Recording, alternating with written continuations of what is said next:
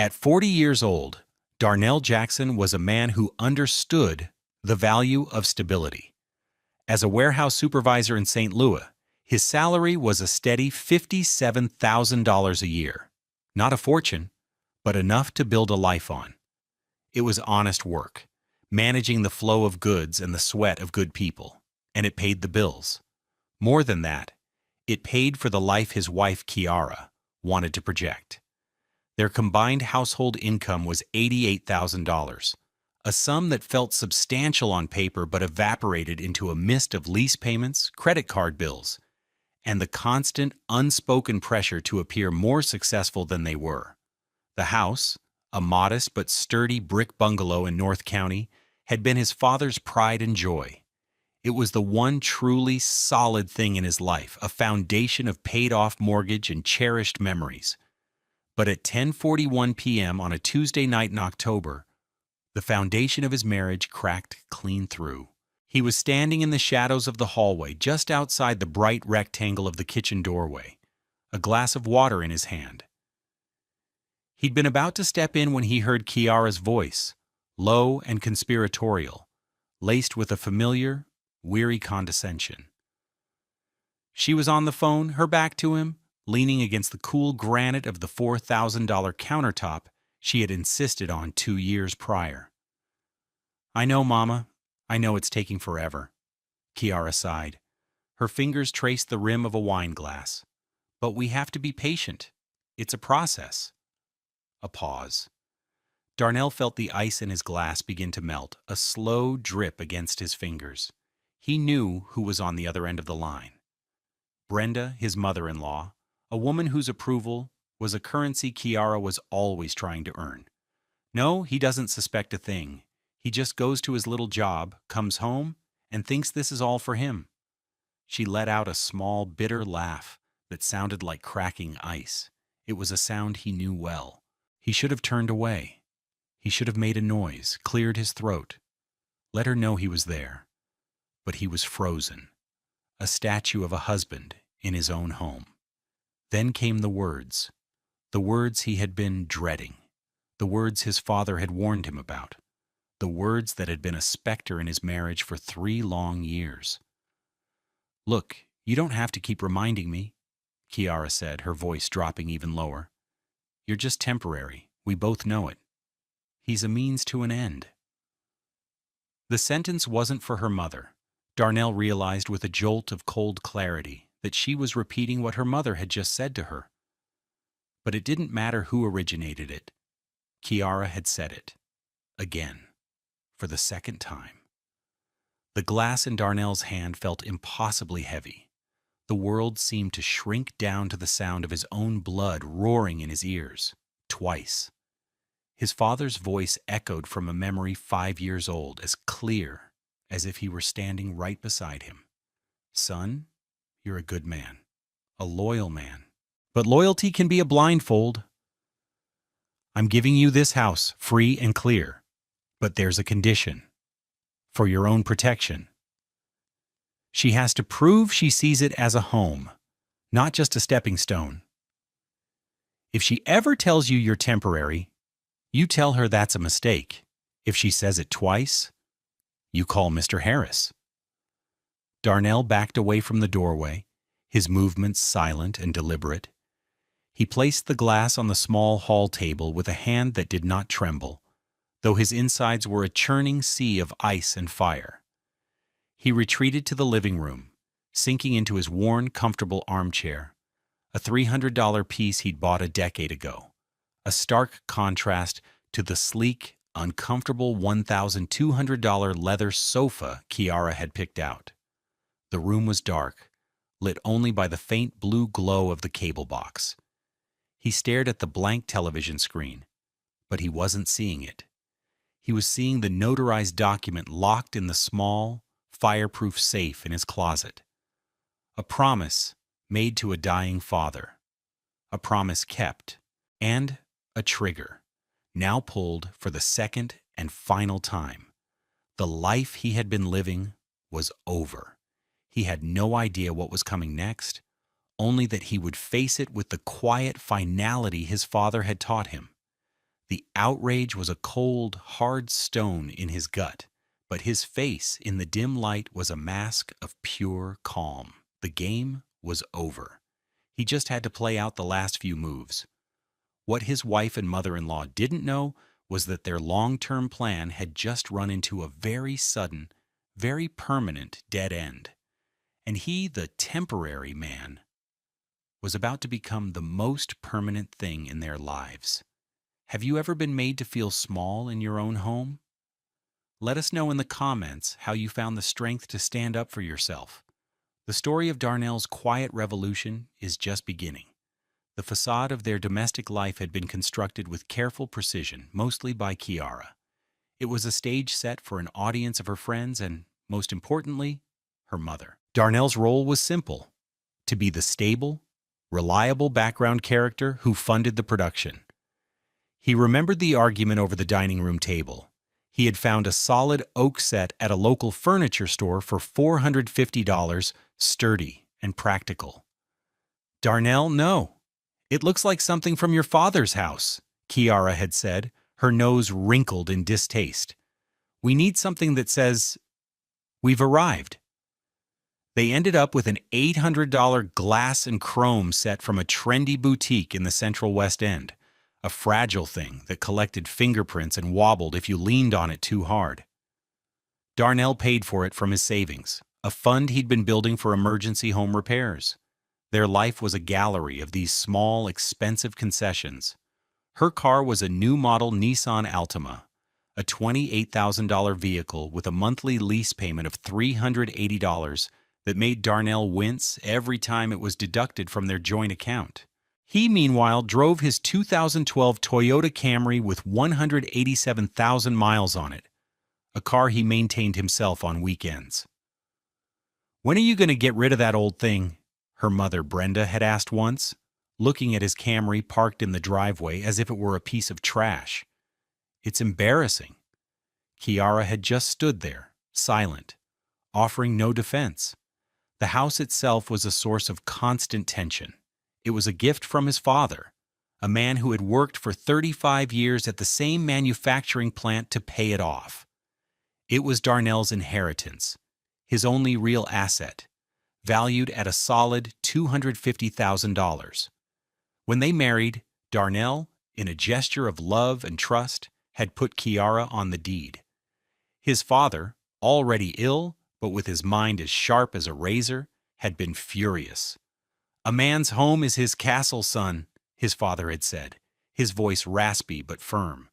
He was sitting in his favorite recliner, the one that now sat in Darnell's living room. "You don't just give away the keys to the kingdom." What has she brought to this table? A mountain of debt and a list of demands? "I love her, Dad," Darnell had replied, feeling like a foolish boy. "Love is a verb. It's about what you do, how you build together. It's not about what you can get," his father countered. That's when he had called his lawyer, Mr. Harris. The document they drafted was his father's last act of protection. It was a conditional transfer of title. Darnell signed over his half of the property to his father, who then placed it in a trust. The trust's sole instruction was to revert the full title back to Darnell, and only Darnell, under one specific condition: the triggering of a clause. The clause was activated if two non-family witnesses, or Darnell himself, could attest that Kiara had, on 2 separate occasions, referred to him or his position in the home as temporary. The first time had been 3 years ago. They were hosting a small barbecue. Darnell was at the grill, the smoke clinging to his clothes, a cheap $15 apron tied around his waist. He was happy. Their friends were laughing, the sun was warm, and the smell of roasting chicken filled the air. Kiara and her mother were standing near the patio door, thinking they were out of earshot. He just overheard a snippet of their conversation as he went to grab more tongs. "He seems content with all this," Brenda had said, a dismissive wave of her hand indicating the pleasant, middle-class scene. "This little house, this little job." "It's fine for now, Mama," Kiara had replied, her voice smooth and placating. You have to see the big picture. This is just a starter phase. You're just temporary, we both know it. Once I finish my online certifications and get a real corporate job, we can move up. Clayton, maybe. This is all just temporary. The word had hit him like a physical blow. Temporary. He, his life, his father's home, it was all a placeholder. He confronted her later that night after everyone had left. The manufactured smiles were gone, and the exhaustion of performance had set in. I heard what you said to your mother, Kiara. She didn't even have the grace to look ashamed. She just looked annoyed. Oh, Darnell, don't be so dramatic. You know what she's like. I was just managing her. You said I was temporary, that this house was temporary. It's just talk, she'd said, waving a dismissive hand, the gesture so much like her mother's. Don't make a big deal out of nothing. He had let it go. He had swallowed the hurt and the anger because he loved her, and he wanted to believe she was just placating her overbearing mother.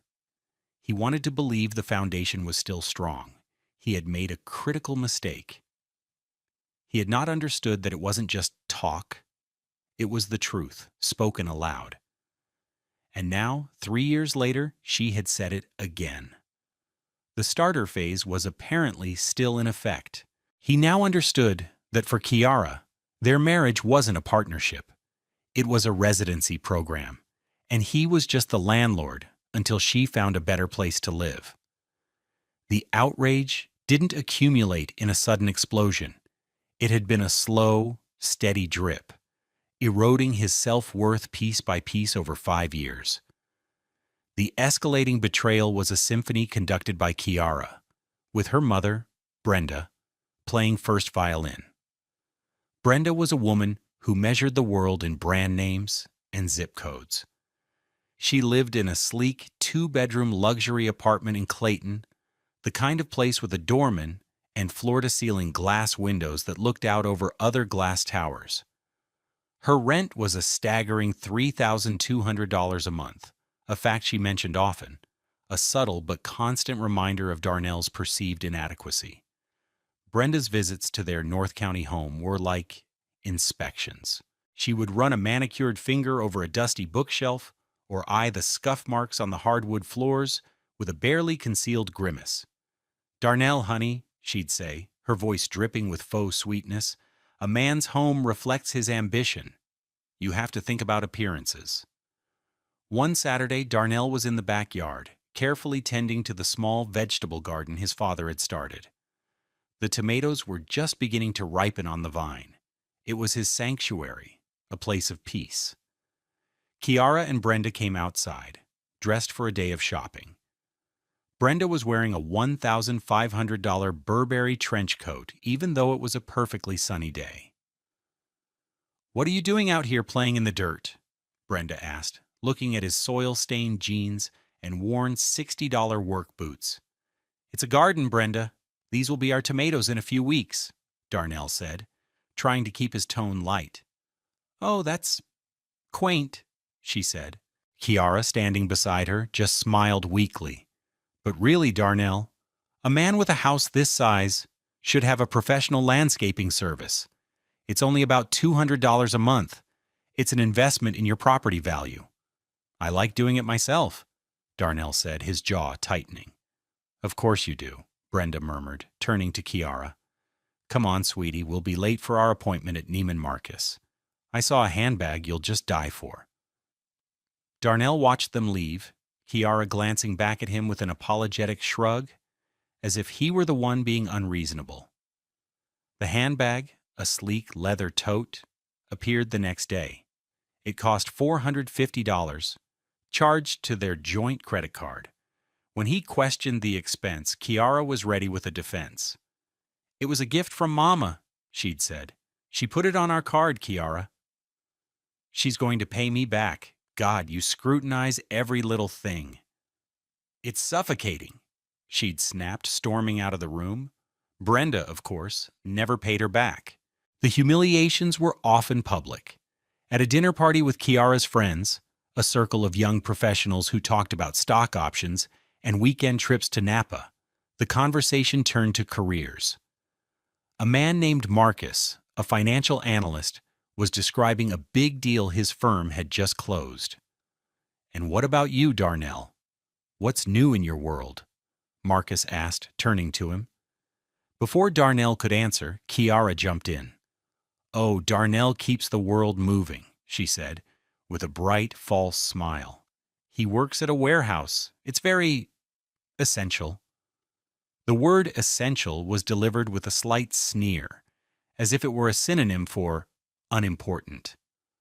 The table went quiet for a moment. Darnell could feel the pitying looks. He just smiled politely and took a sip of his water. "It's a good job," he said quietly. "I work with good people."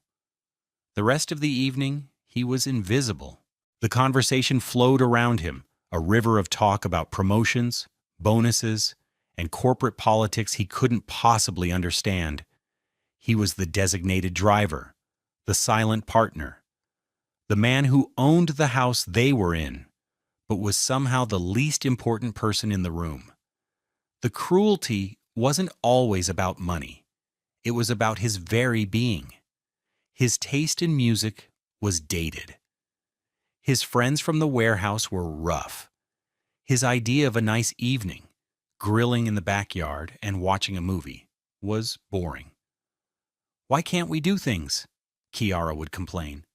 "Go to gallery openings, try that new $200 a plate restaurant downtown. You have no ambition to experience life." "My ambition is to live a good life, Kiara, a peaceful life. Not to spend money we don't have to impress people we don't like," he once told her, his patience worn thin. "See, that's the problem right there," she had shot back. "That's your father talking. That small town, clock in, clock out mentality. I want more than that. I deserve more than that." The most cutting moments came when they discussed the future.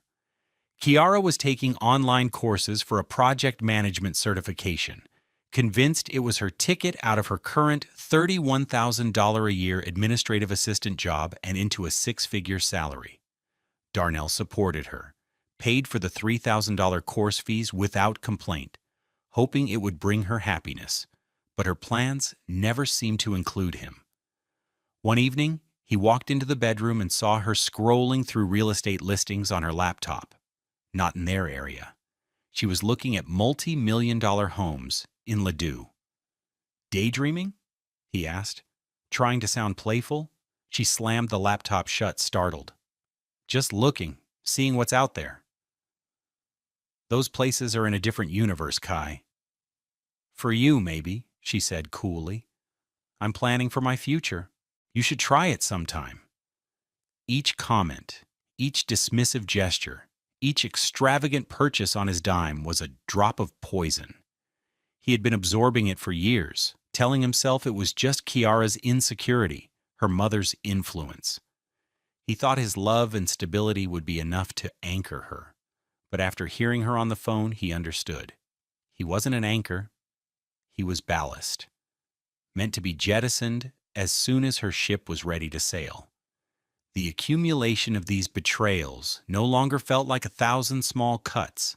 It felt like a single, gaping wound. And he finally knew with absolute certainty that it was time to stop the bleeding. He had given her every chance to see him, to value him, to build a life with him. She had failed the test, twice. The night air of his own home had never felt so foreign. It was 10:41 p.m. The numbers on the microwave clock glowed a malevolent red. Darnell stood motionless in the hallway, the echo of Kiara's words. "You're just temporary, we both know it," reverberating in the silent space between his thoughts. The phrase wasn't an insult. It was a verdict. It was the final, official confirmation of a truth he had refused to accept for years. He could hear the soft click of her wine glass as she set it on the granite countertop, the one he'd installed himself to save $800 on labor, a fact she conveniently forgot whenever she talked about the kitchen remodel. He heard the cheerful, dismissive tone she used to end the call with her mother. Okay, Mama. I'll talk to you tomorrow. Love you. Love. The word sounded hollow, a counterfeit coin dropped on a stone floor. He felt a sudden, profound coldness seep into his bones, a chill that had nothing to do with the autumn air outside. It was the cold of absolute certainty, the warmth of hope, of denial, of the desperate belief that love could fix this had been extinguished completely. He took a slow, deliberate step back, melting deeper into the shadows of the hallway. He could not face her. Not now. If he walked into that kitchen, she would see it on his face. The 5 years of quiet humiliation, the thousands of dollars spent to placate her, the sting of 100 condescending remarks. It would all be there in his eyes. And the quiet, methodical finality his father had taught him to value would be lost to a storm of well-earned rage, strategic restraint. That was the key. He retreated down the hall to their bedroom. The room was neat, decorated in the neutral grays and whites Kiara favored, a style she'd copied from a magazine. It felt like a hotel room. His side of the bed was simple: a small wooden nightstand holding a lamp, a glass of water, and an old paperback. Her side was cluttered with bottles of expensive lotions and serums, a silk sleep mask, and a $150 aromatherapy diffuser that puffed a cloying lavender scent into the air. He moved to the closet and knelt down. Behind a row of his neatly folded work jeans, there was a small, black, fireproof safe. It was a Sentry safe, a $150 model he'd bought after his father passed. His fingers, usually so steady from years of manual work, fumbled slightly with the combination. 8/16/54, his father's birthday. The lock clicked open. Inside were the essential documents of his life: the deed to the house, before he'd foolishly added her name, his father's will, his own birth certificate, and on top of it all, a thick, yellowed envelope sealed with wax, bearing the insignia of the law firm Harris, Harris & Sons. He lifted it out. It felt heavier than paper. It felt like a judgment. He didn't need to open it. He knew its contents by heart. He had been there when it was drafted, sitting in the stuffy, leather-scented office of Mr. Elias Harris, a man who had been his father's lawyer for 40 years. He remembered his father, frail but resolute, explaining the clause to him. This is not about punishing the girl, Darnell. This is about protecting what's yours. A foundation. You can't build a life on shifting sand. If she proves she's rock, this document will gather dust forever. If she proves she's sand, it will save you. He ran his thumb over the seal. He could hear Kiara moving around the kitchen, rinsing her wine glass, the familiar sounds of her nightly routine. Any other night, it would have been comforting. Tonight, it was the sound of a stranger in his house. The house his father had left him. The house he was about to take back. He closed the safe, the click of the lock echoing the finality that had settled in his heart. He stood up, the envelope in his hand, and walked over to his dresser. He tucked it carefully inside a drawer, beneath a stack of his favorite old T-shirts. The discovery was complete. The evidence was irrefutable. The trigger had been pulled. Now, the quiet part began. The part where he pretended everything was normal, while his world was being systematically dismantled and rebuilt, just as his father had planned. The next morning, Darnell woke up at 5:30 a.m., same as always. The space beside him in the king-sized bed was empty. Kiara had taken to sleeping late on Wednesdays, her one day to work from home. For a moment, lying in the pre-dawn gloom, the weight of the previous night pressed down on him, a physical ache in his chest, but he pushed it away, replacing it with a cold, clear sense of purpose. Today was the first day of the rest of his life, and it required a performance. He went through his morning routine with practiced normalcy. He showered, the hot water doing little to warm the ice in his veins. He dressed in his work uniform, sturdy khaki pants, a navy blue polo shirt with the company logo, and his worn $60 steel-toed boots. He looked in the mirror. The face staring back at him was tired, the deep brown skin around his eyes showing the strain. But his expression was calm, unreadable. He could do this. Downstairs, he made coffee, the aroma filling the silent kitchen. He automatically started to prepare Kiara's cup just the way she liked it, a splash of oat milk and 1 teaspoon of sugar, and then stopped, his hand hovering over the mug. He put it back on the shelf. It was a small act of rebellion, the first of many. He made only his own coffee, black and strong, and drank it standing at the counter, the same counter where she had stood and sealed her own fate just hours before. He was an actor on a stage, and every normal gesture was a lie.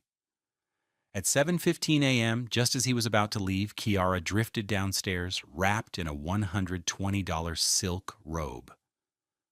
Her hair was piled messily on her head, her face still soft with sleep. "Morning," she mumbled, heading for the coffee pot. "You didn't make me any?" she asked, a note of petulant surprise in her voice. "Sorry, I was running late," Darnell said, his voice even. It was the first lie. It slid out easier than he expected. She shot him a look of annoyance, but said nothing, starting the machine again. "Are you working late tonight?" she asked, her back to him. "Not sure. Depends on the shipment schedule," he replied. This was a half-truth. He would be late, but not because of work. He had an appointment to keep. "Okay, well, text me. Mama wants us to come over for dinner on Friday. She's making her famous pot roast."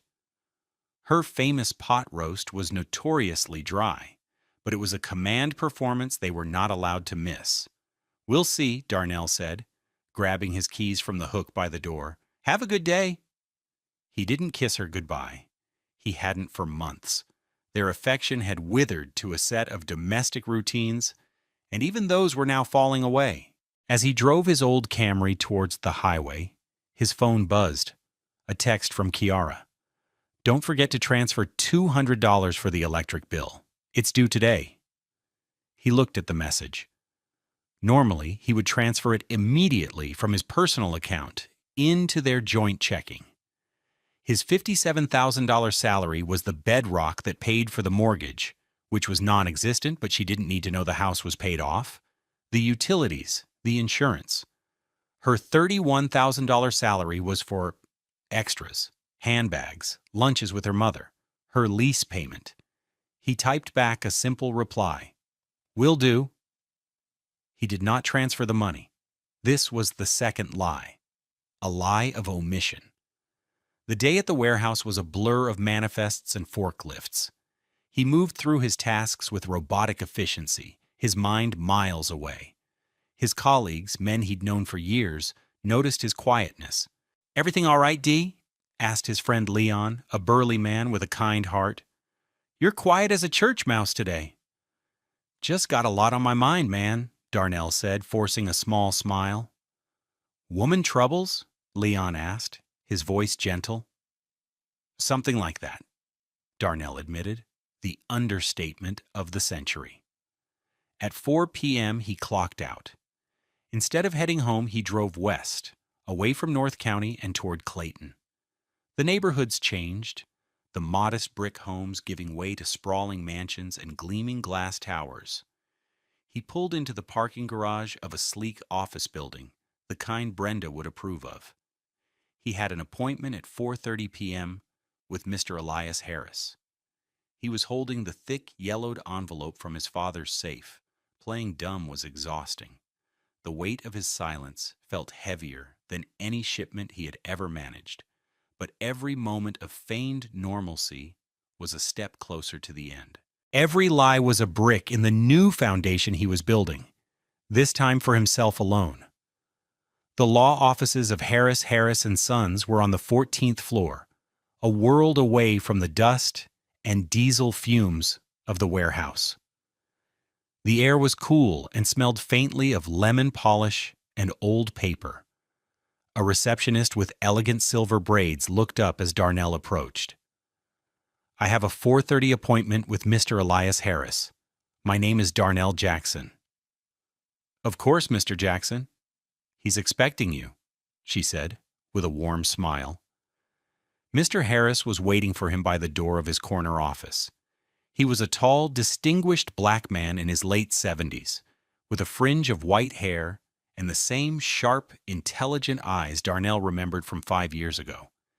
He wore a simple but perfectly tailored gray suit that probably cost more than Darnell's entire wardrobe.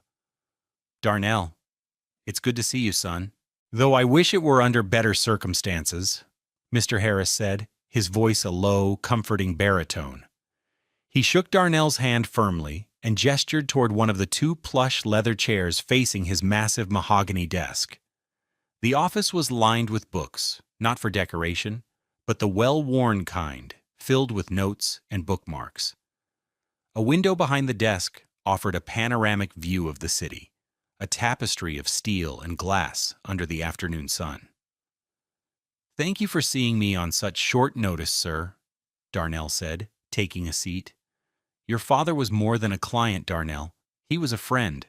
I will always have time for his son." Mr. Harris sat down, his gaze patient and direct. "He told me you might call one day. I hoped you never would. You have the document?"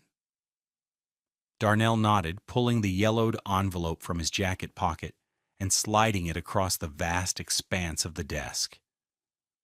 "She said it again last night. The second time." Mr. Harris picked up the envelope but didn't open it. He seemed to weigh it in his hand. "Tell me exactly what happened." Darnell recounted the scene from the previous night, his voice low and steady. He told the lawyer about standing in the hallway, about the phone call with Brenda, and he repeated Kiara's words verbatim, "You're just temporary. We both know it." He then described the first instance, 3 years prior, at the barbecue. He left out none of the painful details, laying the facts bare on the polished surface of the desk between them. Mr. Harris listened without interruption, his expression unchanging. When Darnell finished, the lawyer was silent for a long moment, looking out the window. "Your father was a wise man," he said finally, turning back to Darnell. "He saw the potential for this. He hoped he was wrong, but he was not a man who left things to chance." He finally broke the wax seal on the envelope and pulled out the thick sheaf of papers. He read through them slowly, his eyes scanning the legal jargon. "It's all here. The original deed, your signature transferring your half-share to your father's trust, the trust instrument itself with the reversionary clause, and the notarized affidavits from the 2 witnesses who were at your father's bedside when he signed it, confirming his soundness of mind and intent." He looked up at Darnell. "This is ironclad. It's unconventional, but it's legally sound. Your father structured this as a conditional life estate for your wife, contingent on her good faith in the marital partnership, with a very specific verbally triggered termination clause. Her share in the property was never absolute. It was always conditional." A wave of relief washed over Darnell, so potent it almost made him dizzy. "So, what happens now?" "Now we execute the clause," Mr. Harris said, his tone shifting from empathetic to professional. "I will draft a formal declaration of termination of conditional estate. It will cite the 2 instances of the verbal trigger as attested by you.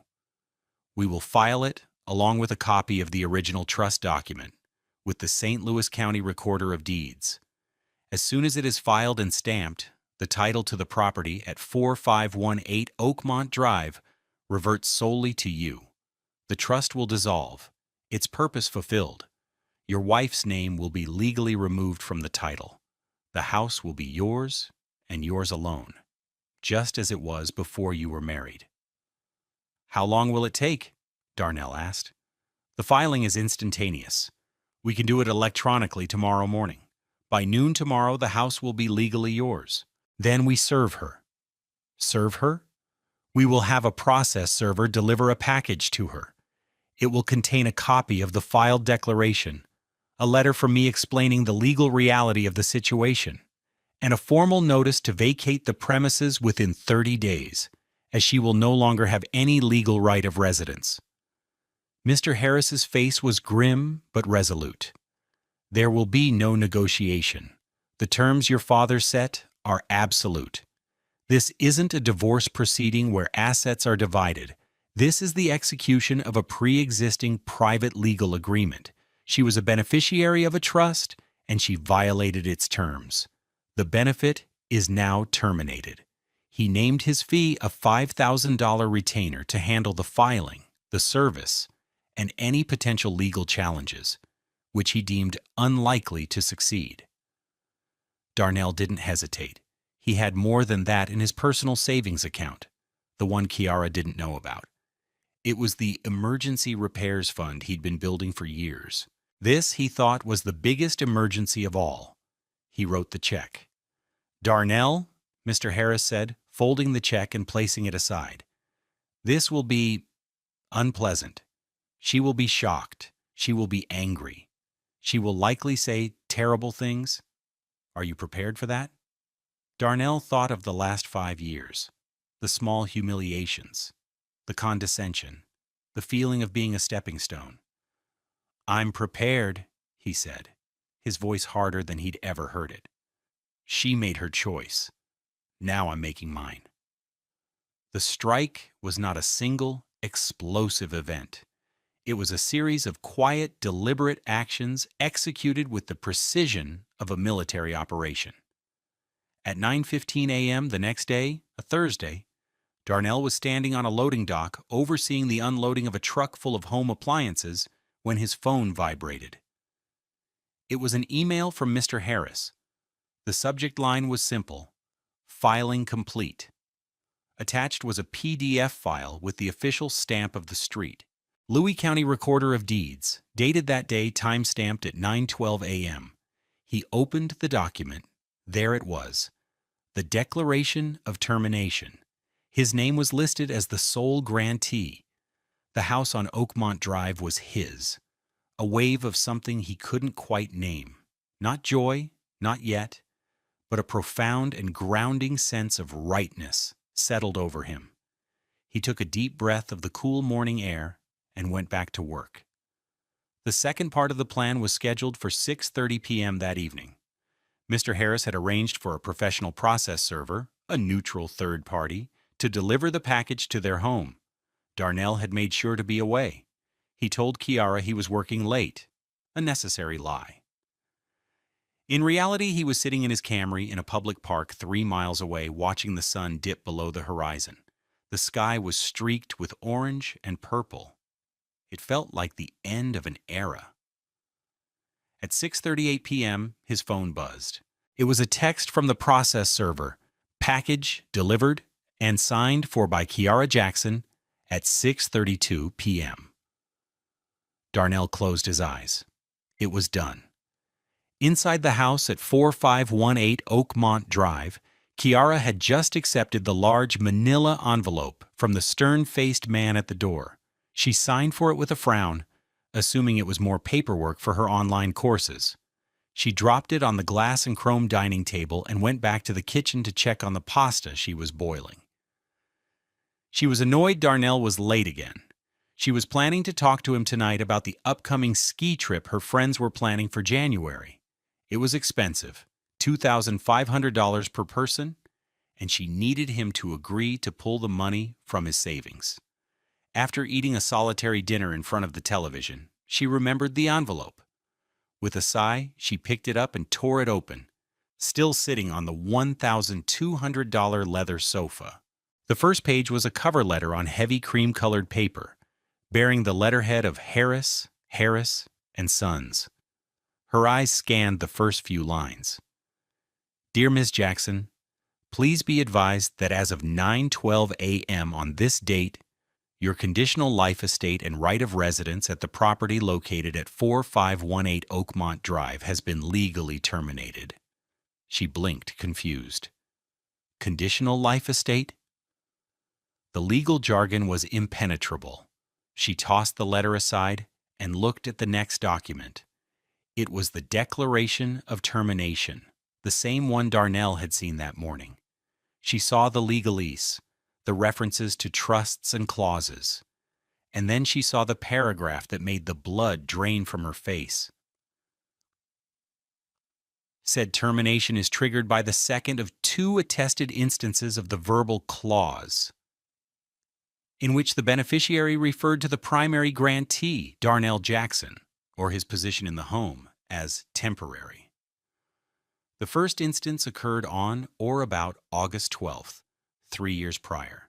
The second and final instance occurred at approximately 10:41 p.m. on October 19th of this year. Her breath hitched. October 19th, 2 nights ago. The phone call with her mother. Her hands began to shake. She frantically shuffled through the rest of the papers. There was a copy of a document she had never seen before, signed by Darnell and his father 5 years ago. There was a copy of the new official deed to the house, bearing only one name, Darnell Jackson. And at the very bottom, there was another letter from Mr. Harris. This one was brutally simple. This letter serves as a formal notice to vacate the premises at 4518 Oakmont Drive within 30 days of receipt. As of the date of this notice, you are a tenant at sufferance with no legal right to the property. All personal belongings must be removed by November 21st. 30 days. Vacate. The words swam before her eyes. It was impossible. A joke. A cruel, elaborate prank. She scrambled for her phone, her fingers fumbling as she dialed Darnell's number. It went straight to voicemail. Her first message was confused, angry. Darnell, what is this? I got some crazy letter from a lawyer. Some joke your dead father cooked up? This is insane. Call me right now. She immediately called her mother. Brenda was dismissive at first. It's a scare tactic, sweetie. He can't do that. You're on the deed. Just ignore it.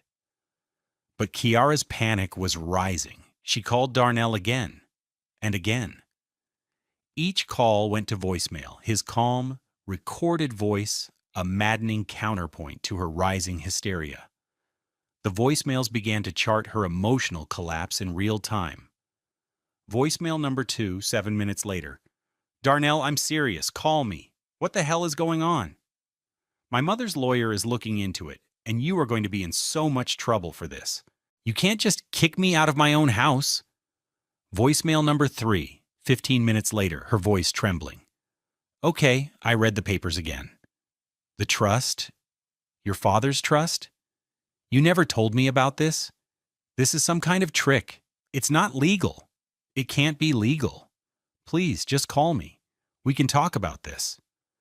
Voicemail number 4, 30 minutes later, a note of pleading. Darnell, please, okay? Please. Whatever I said the other night, I was just talking to my mother. You know how she is. It didn't mean anything. You can't do this over something I said. It was just words. Voicemail number 5, an hour later, her voice cracking.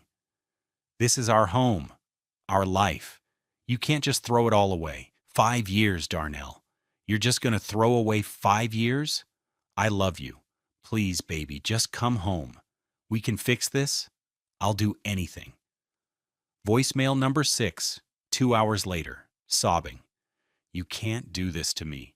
Where am I supposed to go? I have nowhere to go. You can't just make me homeless. It's cruel. It's evil. After everything I did for you, you can't do this. Sitting in his car in the dark park, Darnell listened to each message one by one. His face was a stoic mask. He felt no pity. He felt no anger. He felt nothing at all. He was just a man listening to the consequences of a choice she had made long ago and confirmed 2 nights before. The temporary man was finally permanent, and her time in his house was, at last, over. The consequences of Kiara's words cascaded through her life with brutal, mathematical certainty. The legal papers were not a negotiating tactic, they were a statement of fact. Her world, built on a foundation of Darnell's stability and her own lofty aspirations, crumbled in less than a week. Her first move was denial. On the advice of her mother, she contacted a lawyer, a high-priced attorney from a Clayton firm whose polished website promised aggressive representation. The consultation fee alone was $750, which she had to borrow from Brenda. The lawyer reviewed the documents and delivered the bad news in a brisk, unsentimental phone call.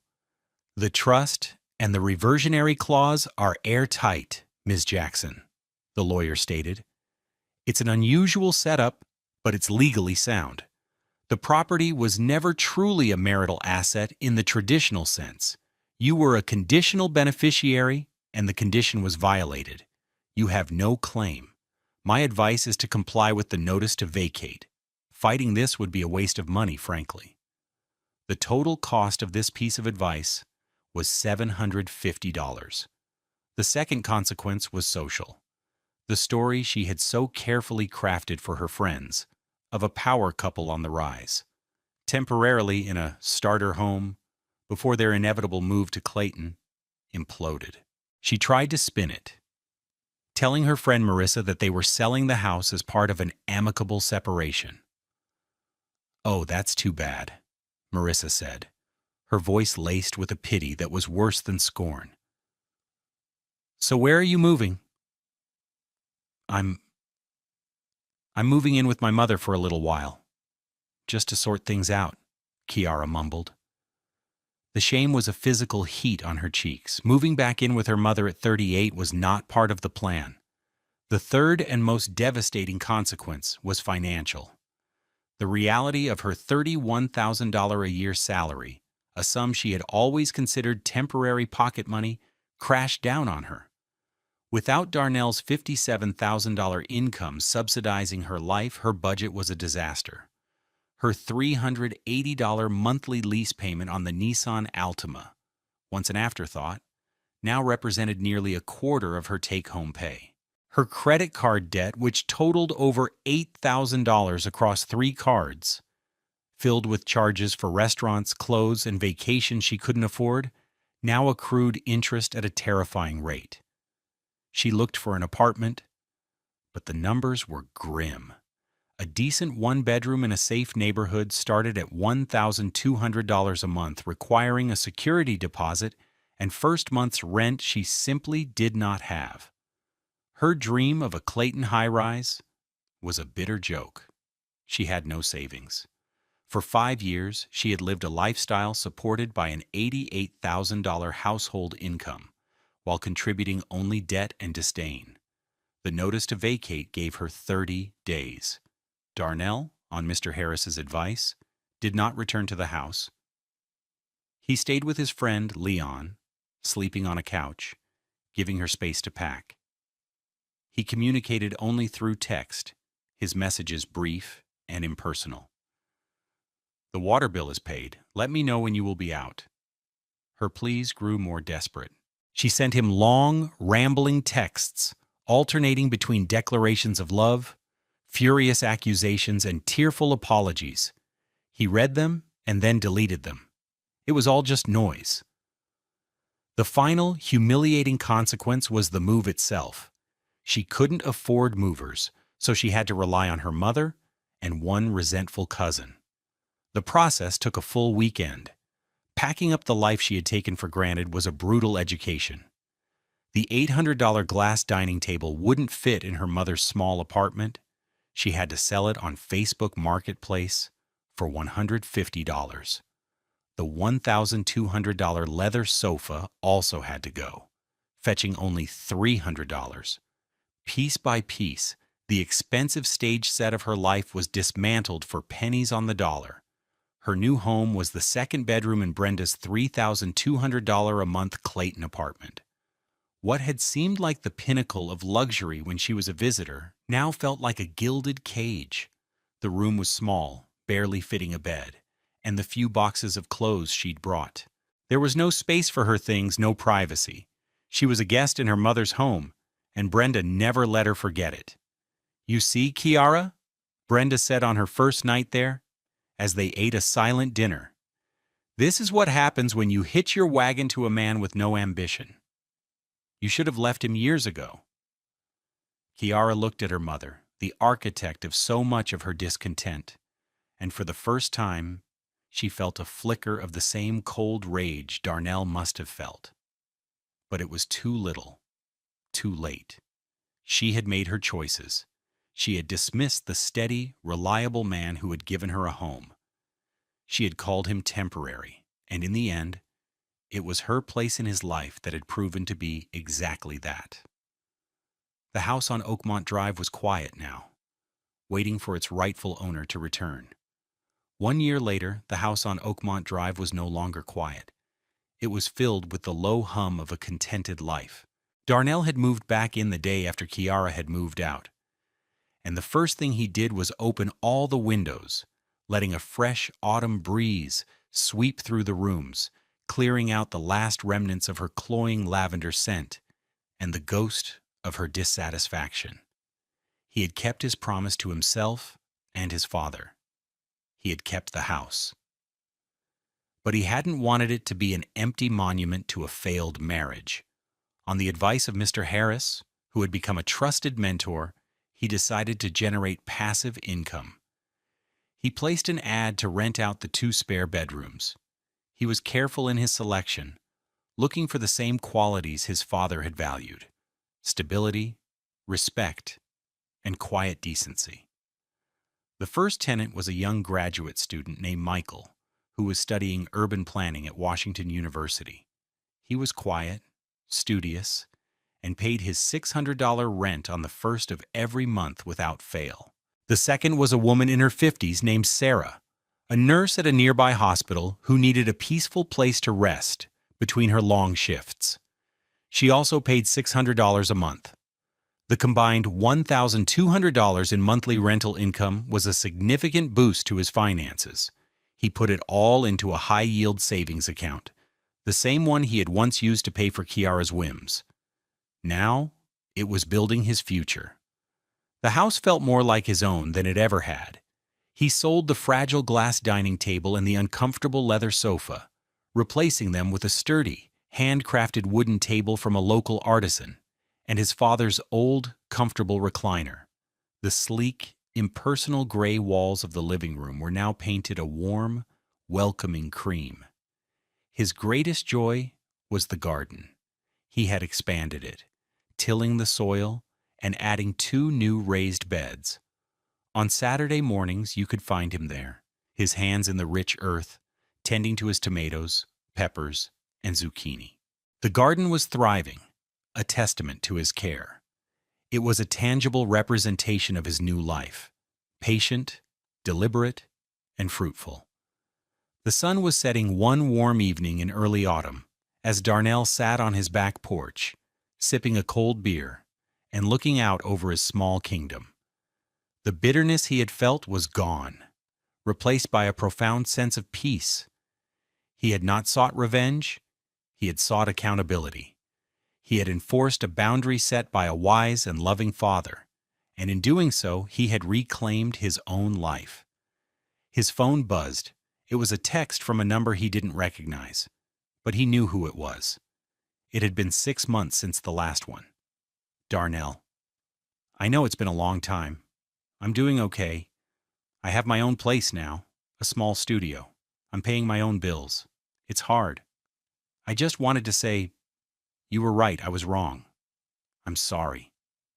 He read the message, and for the first time he felt a flicker of something like pity. He typed back a short reply. "I'm glad you're okay, Kiara. I wish you peace." He sent the message and then blocked the number. Forgiveness, he had learned, was for his own peace, not for her comfort. He had forgiven her, but that did not require him to let her back into his life. The door was closed. He thought about the nature of wealth. Kiara and her mother had believed it was in expensive cars, designer clothes, and zip codes. They chased an image, a glittering facade. But they had been wrong. True wealth wasn't in what you owned, but in what you couldn't lose in a fire.